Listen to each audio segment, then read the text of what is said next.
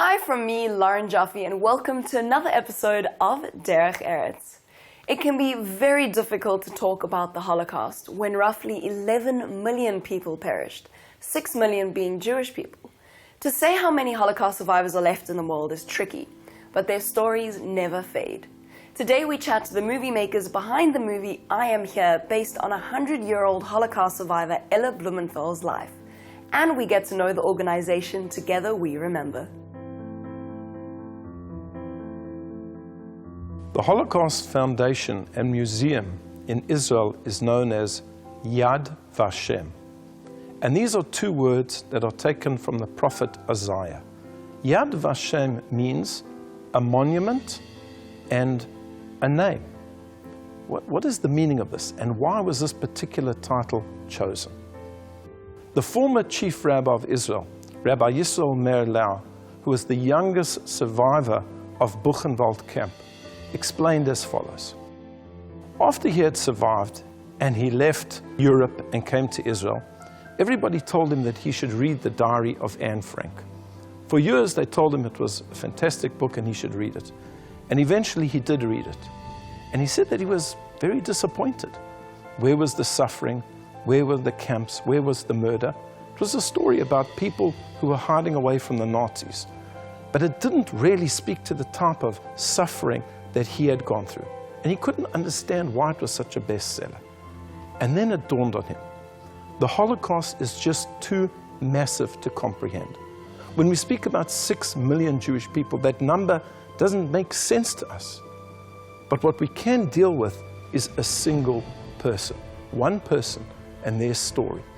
And this is why I explained to Rabbi Lau, the Diary of Anne Frank is such a powerful book, because it is the story of one person, one out of the 6 million. And that is why the prophet says that for those people who have perished, I will give them Yad Vashem, a memorial and a name. It's in the singular. He doesn't speak about memorials, he doesn't speak about museums, but just a single person. And that's what helps us to deal with the tragedy of the Holocaust, which is so massive, and which, quite frankly, we simply cannot understand. There's a passage in the Talmud where the great sage Rabbi Akiva is taken by the Romans and is publicly executed.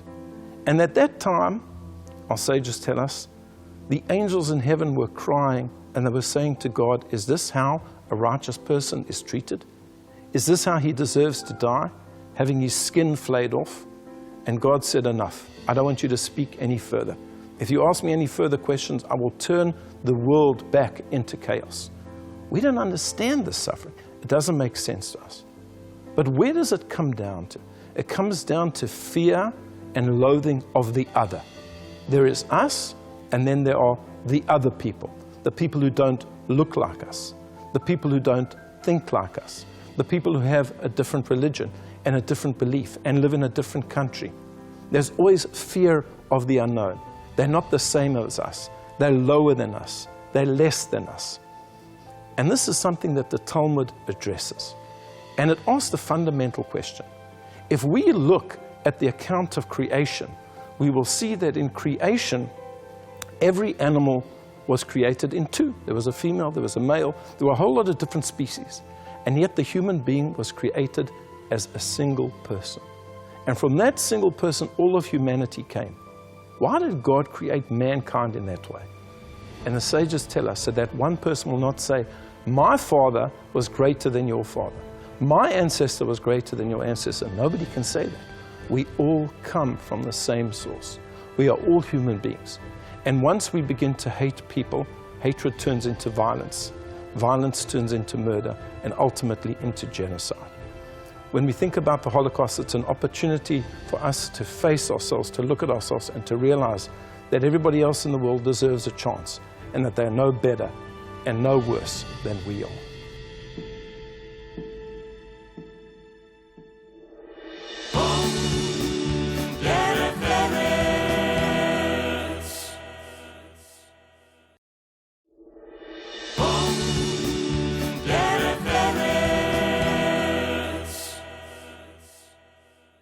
Today we're at the Johannesburg Holocaust and Genocide Center chatting to Jordi Sank and Gabby Bloomberg about their film I Am Here. It's all about Holocaust survivor Ella Blumenthal's life.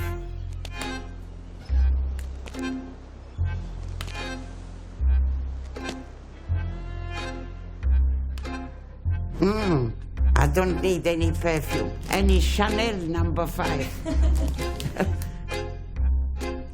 Have you got problems? No. Call me, I'll fix it. I Am Here is a film that is based around Ella Blumenthal's experience. Ella this year turned 100. She's the oldest Holocaust survivor in South Africa. When we filmed her, she was 98. It was around her 98th birthday party. And while the film speaks about her experience surviving the Holocaust, which in and of itself is a remarkable story, she survived 3 concentration camps. What the film really is about is Ella and her personality and the way that she has overcome trauma, the way that she still has this boundless energy and remarkable zest for life. So the first time we approached Ella to tell her story, she was very game. She spent her whole life now meeting with the youth and speaking at the Holocaust Center and just trying to speak to as many people as possible. And she was just really, really taken with the idea of the film because she just wanted to get her message and her story out to as many people as possible. And she really thought that this film could travel around the world and inspire people and educate them on the Holocaust. I was a happy teenager until the outbreak of the war.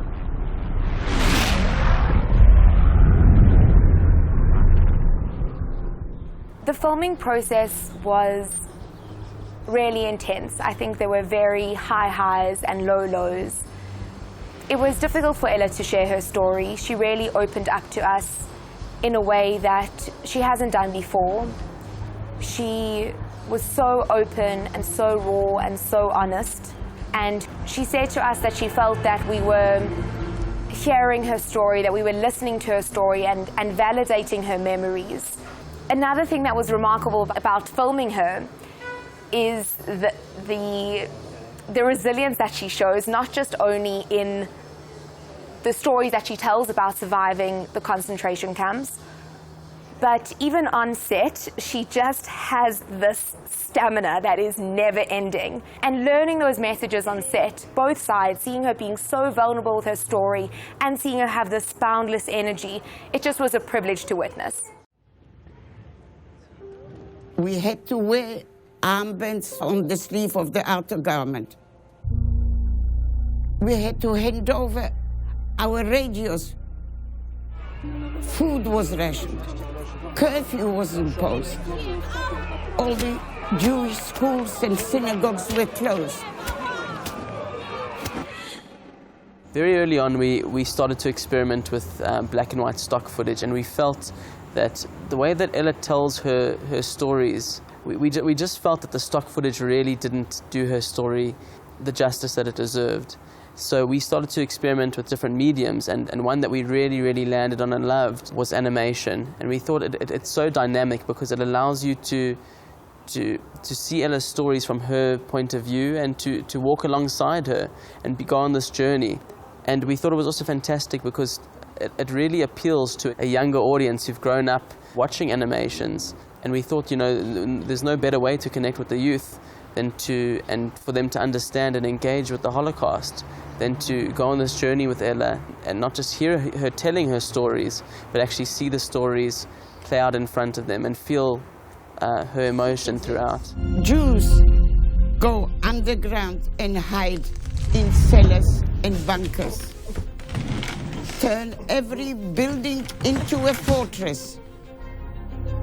As we have no right to occupy the surface of the earth because we are condemned to death.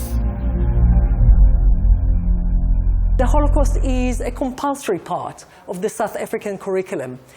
at the age of 14, 15, grade 9, every student in South Africa, every learner in South Africa has to study about the Holocaust. But what you want the study to be is not only about the moment of death for the 6 million victims. You want to celebrate life as well. So you want to speak about resilience.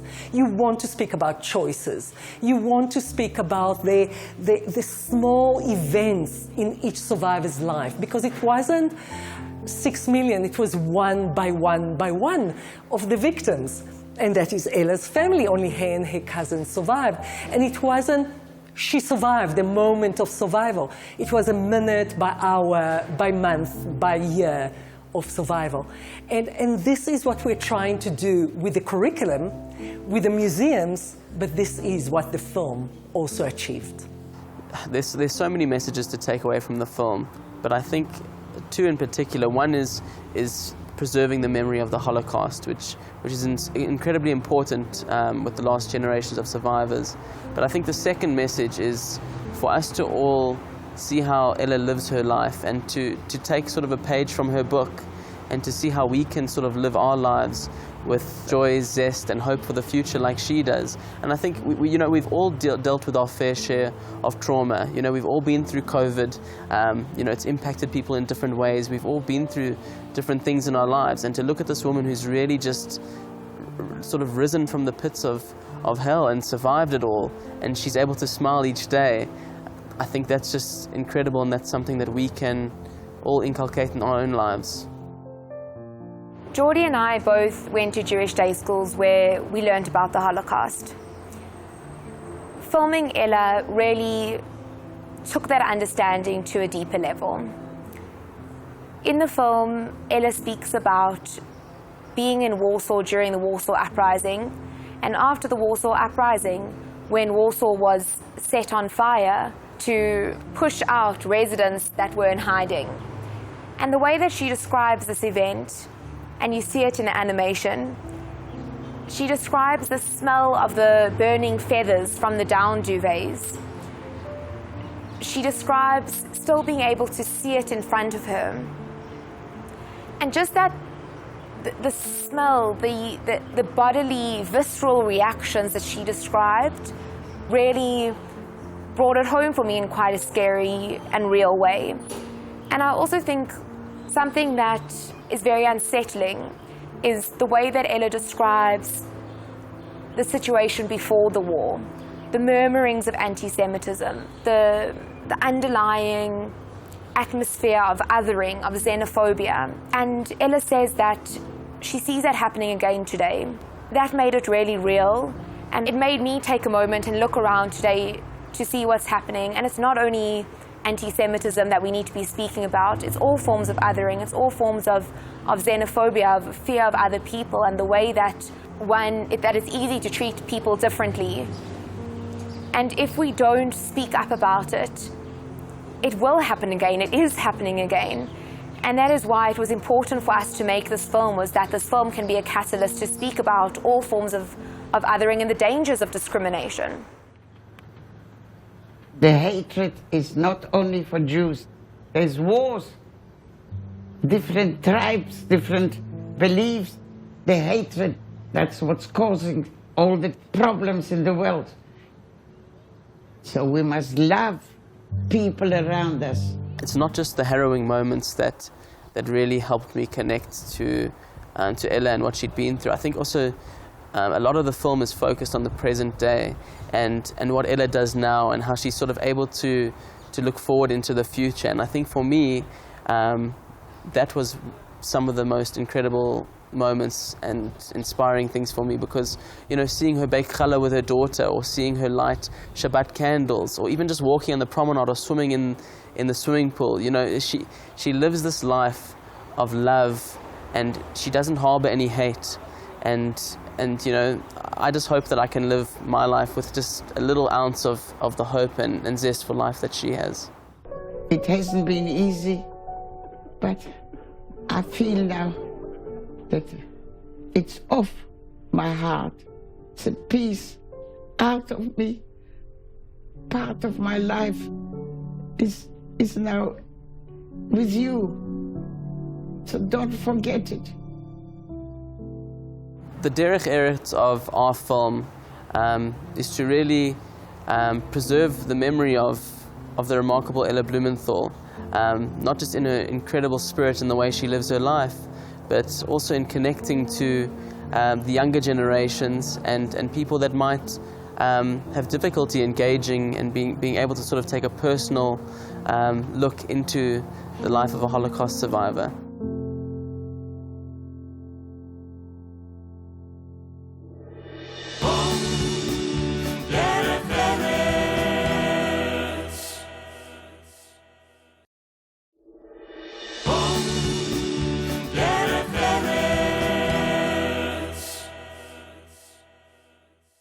Together We Remember is a movement dedicated to giving those who are affected by genocide the right to memory, justice, healing, and a safe refuge. Today, we find out even more about them.